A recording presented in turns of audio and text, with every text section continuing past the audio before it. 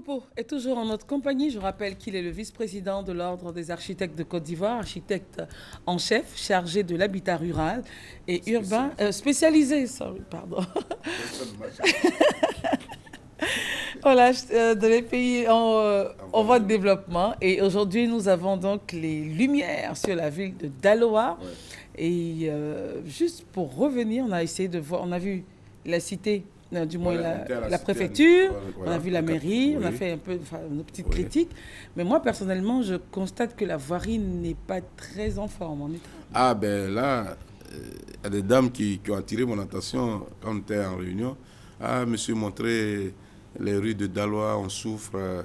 Effectivement, c'est une ville quand même qui a vieilli et qui est traversée par deux grands axes, des voies nationales. Il y a même une voie internationale qui va jusqu'à, qui peut vous amener au Libéria, en Guinée et autres. Bon? Oui. Et donc, qui est en bon état? Oui, mais vers les sorties, ça a quand même pris un coup. Même la voie qui mène du côté d'Issia et autres, tout à l'heure, vous allez voir, il y a quelques images que j'ai prises. Vraiment, ça, il faut une retouche. Le président arrive, surtout qu'il va arriver par le côté d'Issia, côté sud, c'est là-bas se trouve l'aéroport. Et sur près de 2 km, 1,5 km, la voie est complètement chaotique. Hein. Donc, je suis sûr qu'ils vont retoucher parce que c'est des choses en deux semaines, on retouche rapidement. Mais il faut le faire. Cette ville a besoin de ça parce que c'est une belle ville qui mérite d'être revisitée et qui présente... voilà, il y a deux grands carrefours. C'est la place, c'est une place. Voilà, ça c'est... J'ai dit au maire, il a reconnu, ils vont enlever ces panneaux-là. Parce qu'on ne fait pas de la publicité à l'intérieur, aux abords d'un monument.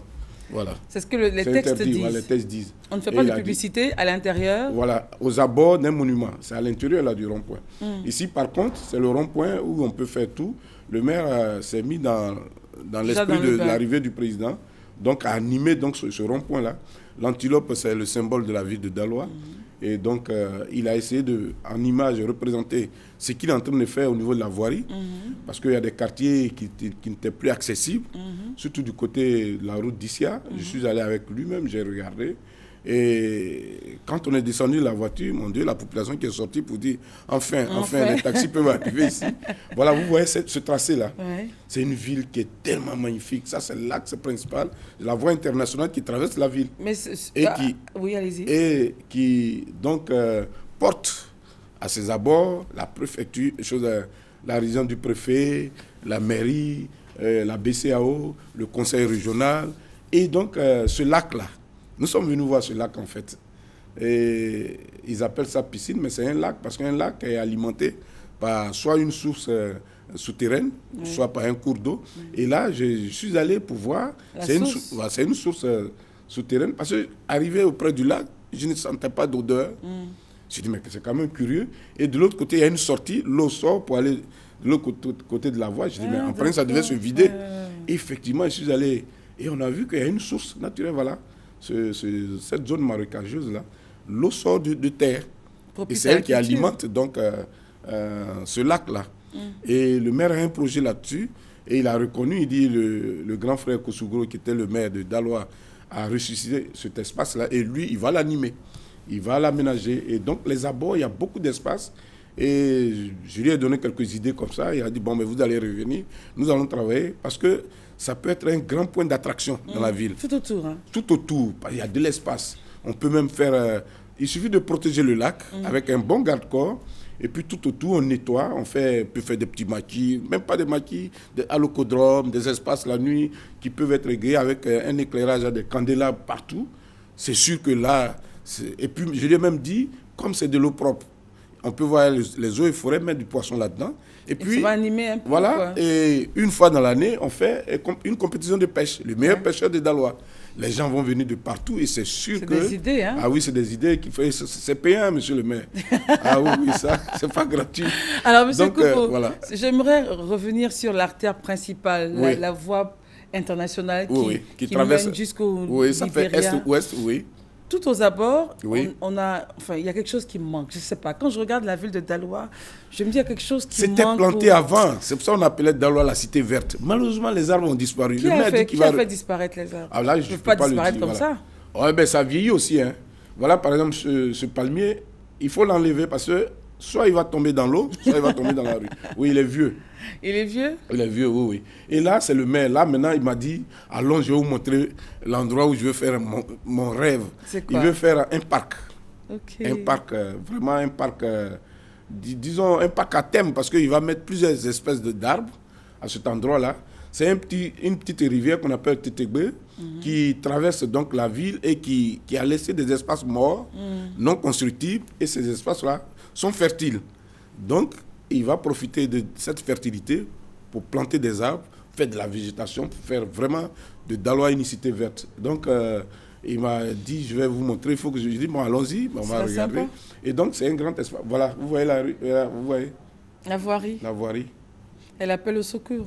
Ah oui, ça c'est un grand cri, là. C'est un grand cri, hein. Et puis c'est ma capitale quand même. Voilà, et voilà. Ça, c'est l'axe sud-nord, qui mène qui quitte Gagnoa, qui relie Gagnoa, Issia, Guibéroa, tout ça à Daloa, et qui va jusqu'à Séguéla, qui peut même aller jusqu'au nord. La voie qu'on a montrée tout à l'heure, là, ce sont les ouvertures de voies que le maire est en train de faire.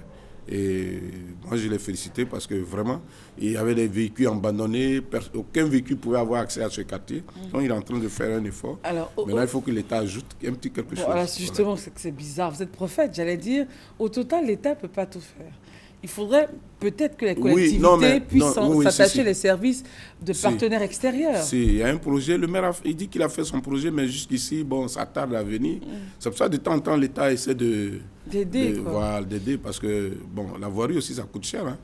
Enfin, tout, hein. Surtout le bitume. Il faut un planting tout au long des voilà, maintenant, planter les arbres, ça, c'est pas l'État. Ça, c'est la mairie. Et puis, voilà, il dit qu'il a son projet, il va planter des arbres.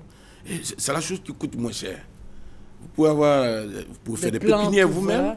Et la Chaux des Forêts est là. Et puis la Chaux des Forêts est là, vous pouvez même faire une pépinière. Surtout qu'il y a une zone marécageuse là. Et puis de là, vous plantez tous les jours. Mais après 2-3 ans, les gens ont dit, mais le maire a travaillé. Parce que les arbres déjà ça donne une directive de bonnes perspectives dans la ville. Parce qu'on dit que la perspective est rythmée par les arbres. Et donc les arbres, surtout la grande voie qu'on a vue là, l'emprise est très, très, très, très grande. Et avec les édifices qui sont aux alentours, je pense qu'on peut faire quelque chose. Et je propose qu'on mette devant le conseil régional. Bon, c'est un hôtel, hein, l'hôtel régional. Moi, je dis à Nantes, j'ai vu l'hôtel régional de Nantes. C'est la région du pays de la Loire. En ce moment, c'était Fillon. Il faut que je fasse un peu pour Dada. François Fillon, qui était le président du conseil régional. J'y suis allé, mais attention, non, c'est plus que la mairie. Donc, il faut qu'ils aient à l'esprit qu'ils ont un hôtel à construire. L'hôtel régional. Pas ce petit bâtiment. Non, ce petit bâtiment, il est provisoire, mais il faut que ce soit un projet. Déjà, ils peuvent voir l'ordre des acheteurs, les gens vont concevoir, faire le projet, il est là, et puis bon, ça nourrit les idées. Il est provisoire depuis quand? Bon, le conseil régional existe il n'y a pas longtemps. Hein. On est dans la 2e année, non? Parce que la crainte, en fait, c'est de voir le provisoire s'installer en définitive. Ah oui, parce qu'au départ, c'était le conseil départemental. Ouais. Et c'est un bâtiment administratif qu'ils ont pris. Mais je pense qu'ils vont chercher un bon terrain bien situé pour pouvoir concevoir ce projet-là. Et il faut que cela fasse partie. L'hôtel régional doit s'imposer. Et l'hôtel municipal aussi, disons l'hôtel de ville. Donc 2 hôtels. 2 hôtels à construire. L'hôtel régional, enfin, c'est ça? L'hôtel de ville et l'hôtel régional. Voilà. Et surtout, à cet endroit-là, je pense que c'est bien indiqué. Voilà. Il y a des vieux bâtiments qu'on peut enlever et puis construire quelque chose de moderne. Oui, mais les vieux, on peut le restaurer aussi. Non, il y a des bâtiments qu'on peut garder, il y a des bâtiments qu'on ne peut pas garder. C'est pas... On dit, c'est vrai, il faut accumuler un patrimoine, mais quand ça ne tient pas la route, on peut changer. Hein, voilà. Par exemple, le palais présidentiel là-bas, la résidence du chef de l'État, bien que ce soit tombé en lambeaux, c'est une architecture qui tient dans le temps. Qui est présente. Elle est déjà contemporaine. Il faut la restaurer. Voilà. Et puis l'autre, il y a des petits bâtiments, quand c'est tout petit, on peut toujours remplacer. Par exemple, la préfecture, ça traverse le temps. Ça peut tenir jusqu'à... On n'a pas besoin de changer la préfecture. Même d'ici 100 ans, c'est un bâtiment qu'on va classer patrimoine architectural. Et donc, Ça, c'est... Voilà. Alors, au total, votre avis, c'est que les travaux vont donner une autre avec la Ah oui, et la ville en mouvement. Une autre coloration à la ville de Daloa. Les cadres sont mobilisés autour du préfet. Et je salue le préfet de Daloa et le préfet d'Issia qui était avec nous. Et pour dire que la mobilisation est totale. Et maintenant, il faut animer certains endroits de la ville. Et le maire... D'ailleurs, c'est le maire qui est le président de la commission logistique. En plus. Hein. Alors, le maire Samba Koulibaly, je le salue. Et donc, les choses vont... Moi-même, je fais partie de la commission pavoisement. Et nous sommes en train de réfléchir pour voir comment embellir cette ville. D'ici septembre, pour que la ville ait une autre couleur. Voilà. Et c'est sûr que ça aura une autre couleur. C'est clair. Voilà. Merci beaucoup, M. Koupo. C'est moi qui vous remercie. M. Koupo Ngoleba, merci d'être venu. Vous êtes vice-président de l'Ordre des architectes de Côte d'Ivoire, architecte en chef, chargé de l'habitat rural et urbain dans les pays en voie de développement. Et vous étiez donc à la faveur de la prochaine visite du chef de l'État dans le Haut-Sassandra. Je reviendrai, je vais montrer ici aussi. Hein. Vous n'avez pas le choix. Hein. Vous étiez donc à Daloa. Vous étiez donc à Daloa pour cette réunion préparatoire. Ouais. Et puis vous avez donc fait des belles images pour la cité de Daloa. Nous saluons tout le comité d'organisation qui travaille à pied d'œuvre pour que la visite soit un succès. Merci d'être venu. Merci. À jeudi prochain. À jeudi prochain. D'ici là, on se retrouve avec Judith Assoumou, le temps d'installer Dr Elias Ham. À tout de suite. Du diabète pas assez connue.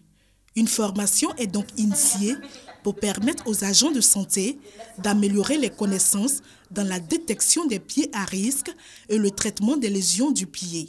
Le pied diabétique est l'une des complications, comme je le dis toujours, les plus graves et plus coûteuses.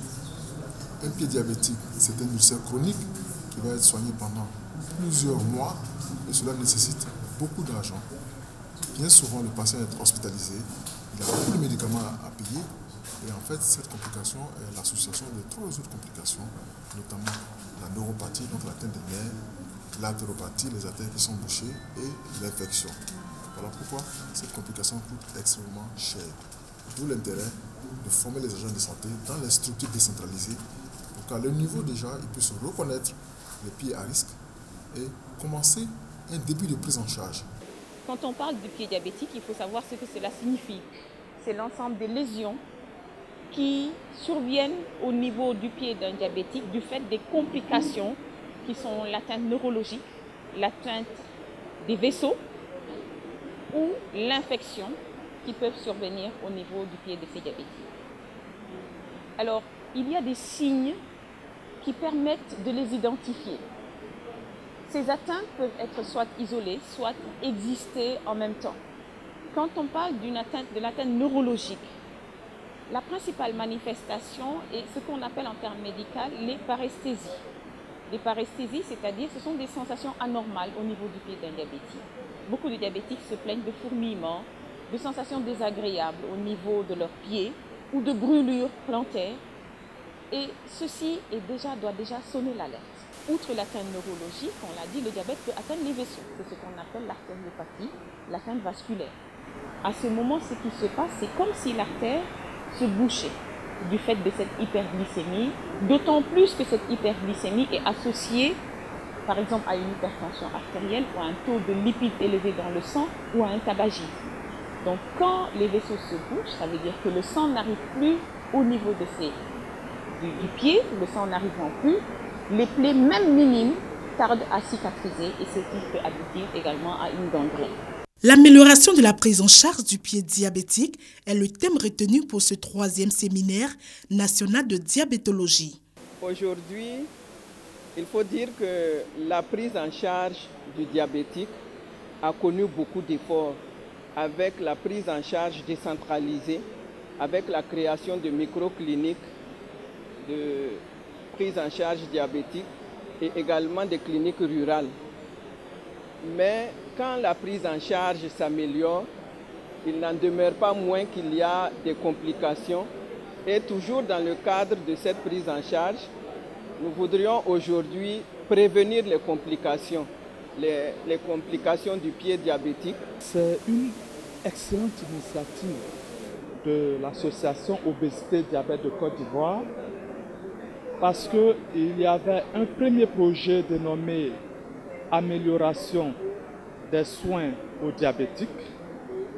Et ce deuxième projet est intitulé Projet Pied diabétique. Ce projet a pour objectif essentiel de contribuer à la réduction des amputations qui surviennent chez les diabétiques. Le traitement des lésions du pied chez les personnes diabétiques reste difficile, d'où l'importance de la prévention. Depuis 2012, l'association Obésité et Diabète de Côte d'Ivoire a conduit un projet lié à l'amélioration de la prise en charge du diabète. Ce projet est financé par la Fondation mondiale du diabète.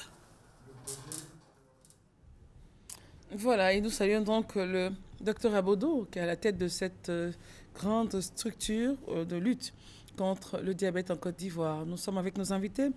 Docteur Eliassam, bonjour. Monsieur Brou David, bonjour. Bonjour. Docteur, nous commençons avec vous. Vous partez à Yamoussoukro, à Daoukro, ce samedi. C'est toujours les consultations gratuites et également la présentation de l'iridologie. Exactement. L'iridologie, pour les gens qui ne connaissent pas encore, c'est quoi? C'est un bilan de santé à travers l'iris. L'iris, c'est la partie colorée de l'œil.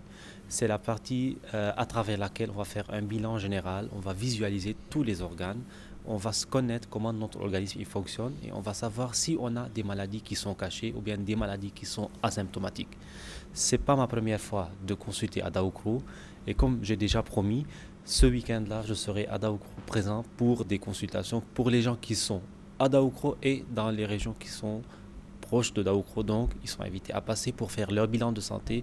Ils sont invités à faire leur contrôle, ceux qui ont déjà fait leur bilan pour voir ils sont à quel niveau. Donc, je serai absent d'Abidjan ce samedi et ce dimanche. Je serai présent à Daoukro pour des consultations là-bas. Alors, vous avez dit, vous nous disiez en off, comme le lieu où vous serez pour vos consultations est quelque peu difficile à indiqué à cause de la pub environnante. Exactement. On se focalise donc sur les numéros de téléphone. Sur les numéros toujours. Pour plus d'informations, que ce soit à Abidjan, pour les gens ils connaissent maintenant notre adresse. Nous sommes à Marc Horizon 3, à l'immeuble Opéra, au premier étage, deuxième porte.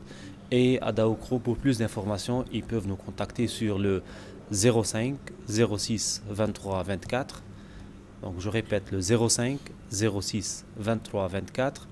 Et le 66 29 92 66. Donc le 66 29 92 66. Merci docteur. Merci pour vous. Et bon voyage sur Daoukro. Voilà. Monsieur Brou, merci d'être là. Vous êtes là pour nous parler de la cérémonie de présentation du bureau de la mutuelle de développement de Dida Kouadiokro. Oui, exactement. Et en même temps, vous allez célébrer la fête de l'indépendance dans le département de Touloudi. Oui, je rectifie. Bonjour d'abord Christelle. Bonjour. Cette année, nous célébrons la fête de l'indépendance à Dida Kouadiokro. Dida Kouadiokro qui est un village situé dans la sous-préfecture de Kouébo, qui elle-même est située dans le département de Toumoudi. Le sous-préfet, vouloir bien faire les choses, a décidé que la fête de l'indépendance soit tournante, afin de pouvoir réunir tous les fils et les filles de sa circonscription. Et cette année, c'est Dida Kouadiokro qui abrite. Nous couplons cette fête par la présentation officielle de la mutuelle de développement de Dida Kouadiokro, dénommée MUDED. Je voudrais dire que nous avons déjà commencé la fête. La fête a démarré depuis hier avec des consultations gratuites pour la population de Dida Kouadiokro et ses environs. Les consultations en ophtalmologie, en médecine, et des bilans de santé. Et demain, c'est demain qu'aura lieu la partie festive. Nous aurons la partie cérémoniale avec l'indépendance. Après, nous aurons aussi la présentation officielle du bureau. Tout cela placé sous le parrainage du ministre d'État, ministre du Plan et du Développement, le ministre Mabry Touakus. Et ça sera évidemment à Dida Kouadiokro. Exact. Pour tous les fils et filles de cette région-là qui aimeraient participer, qui viennent d'apprendre ce qui se passe, vous avez des contacts? Oui, nous avons des contacts. Nous voulons dire qu'actuellement, les convois ont commencé à partir chez Dida Kouadiokro. depuis hier. Et ce matin, il y a encore d'autres convois. Nous voulons d'abord lancer une invitation à tous ceux qui sont un peu réticents encore. Je leur dis qu'il y a encore de la place à Dida Kwadjokro qui ne manque pas cet événement. Nos contacts sont les 05 10 13 01, 05 10 13 01 et le 07 09 01 12 plutôt. 07 09 01 12. Merci d'être venu. Excellente fête à vous. Serge Esso, bonjour. Alors, donc, enregistrement du Festival des Tubes des Vacances. Festival des Tubes des Vacances. Bonjour Christelle, bonjour à tous les auditeurs de Radio Côte d'Ivoire. Le Festival des Tubes des Vacances, c'est une émission publique des vacances pour les artistes en vogue et les disques jockeys de platine. Alors, cette émission est diffusée tous les vendredis de 22h30 à 0h sur Radio Côte d'Ivoire. Alors, nous enregistrons la deuxième étape ce soir et c'est au Ménécré Café, donc aux deux plateaux face à Baïkari. Alors, les artistes invités pour cette deuxième étape sont Betika, Dorian, Aïdissa, Nelly Jouma, Daniel Créa au niveau des femmes. Donc, Betika, Dorian, Aïdissa, Nelly Jouma et Daniel Créa pour les femmes. Pour les hommes, nous avons le groupe Révolution Zouglou, Zouglou Fashion, le groupe TNT et également nous avons Maréchal DJ, Luxon Pado et Nguye Orchestra et tous les autres jeunes qui vont venir faire la fête avec nous. Donc voici les artistes invités pour la deuxième étape du Festival des Tubes des Vacances. Ce soir à partir de 20h au Ménécré Café. C'est un rendez-vous Radio Côte d'Ivoire, il n'y a rien à payer, c'est gratuit. Venez faire la fête avec nous et aussi venez avec vos drapeaux orange, blanc, vert pour fêter donc l'indépendance de la Côte d'Ivoire. Voilà. Merci beaucoup, merci, Serge. Christelle. Merci, excellente journée. Merci beaucoup. Et à bientôt forcément. Merci. Alors, dans quelques instants, ce sera la fin de cette émission, mais je ne saurais terminer sans remercier Maria Sil pour le petit-déj servi.